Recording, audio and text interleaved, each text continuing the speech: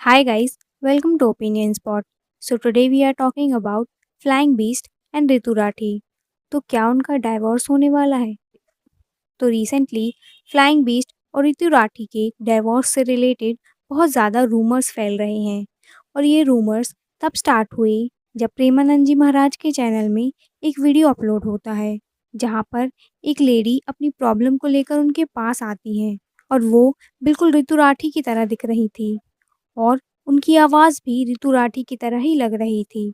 तो उनका सवाल था कि पति के छल, कपट और अपमान के कारण दूर हो गई हूँ। क्या मुझे बच्चों के हक के लिए लड़ना चाहिए? महाराज जी, इनका प्रश्न है कि इन्होंने अपनी तरफ से सच्चे प्रेम किया, पति से छल कपट झूठ निंदा अपमान मिला, इसलिए बस आपकी अपनी दो बच्चियों के प्रति कर्तव्य निभाते हुए लाडली जी की आश्रित हूँ, अलग रहती हूँ। श्री जी कृपा से एक नौकरी है जिससे श्री जी बच्चियों का पालन पोषण करते हैं। प्रश्न है कि प्रभु, क्या सब छोड़कर बस श्री जी के आश्रित जीवन व्यतीत करना चाहिए या अर्जुन की तरह संविधान के मुताबिक अपने बच्चों के हक के लिए परीक्षण पूर्ण? नहीं नहीं, श्री जी का अंदर आश्रय रखे, बाहर व्यवहार में अपने कर्तव्य का भी पालन करें। गृहस्थ हो, गृहस्थ में बच्चों के अधिकार अनुसार उसके पिता से उसकी संपत्ति उनको दिलाए। उन बच्चों की माँ है और उन बच्चों का पिता वो है, तो वो संपत्ति का अधिकार रखती है बच्चियां। समय आने पर उनको उस अधिकार की प्राप्ति होगी तो वो भी सुखपूर्वक जीवन व्यतीत करेंगी। माता पिता का जीवन होता है संतान की व्यवस्था के लिए। किसका प्रश्न है, तो आप समझ पा रहे हैं? राधा रानी बात में तो नहीं छूटेगा। नहीं कह रहे अंदर से कहीं आश्रय ना छूट जाए इन सब करते। अंदर से आश्रय भगवान का रखिए, बाहर से प्रयत्न कीजिए। आपको ऐसा कुछ लड़ना झगड़ना तो है नहीं। अगर बच्चे थोड़ा सा आने हो तो उनको उनके पिता के हक को दिला दीजिए, क्योंकि आपके पास इतनी सामर्थ्य तो दिखाई नहीं दे रही, तो उनके पिता के पास तो संपत्ति होगी ही ना। प्रभु मैंने मेरी नौकरी है, नौकरी के उससे पाल सकती हूँ बच्चों को, तो अच्छे अच्छे पैसे मिलते हैं। बस इसमें ये दिक्कत है प्रभु की नौकरी मेरी भी जिंदगी भर नहीं रही।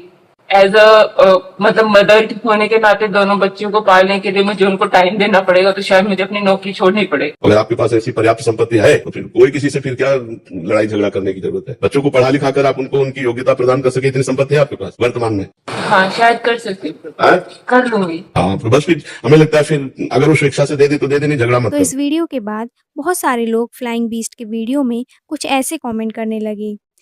क्या आप दोनों के बीच सब ठीक है या नहीं? बताइए, क्लैरिफिकेशन दीजिए।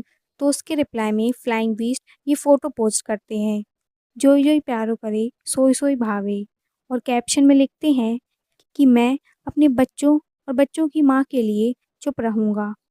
आई am ready to live with all the negativity for my entire life. और किसी भी तरीके का पब्लिक एक्सप्लेनेशन मत एक्सपेक्ट करना। अजम्पशन बनाना बंद करो। मैन को बहुत जल्दी विलन बना दिया जाता है।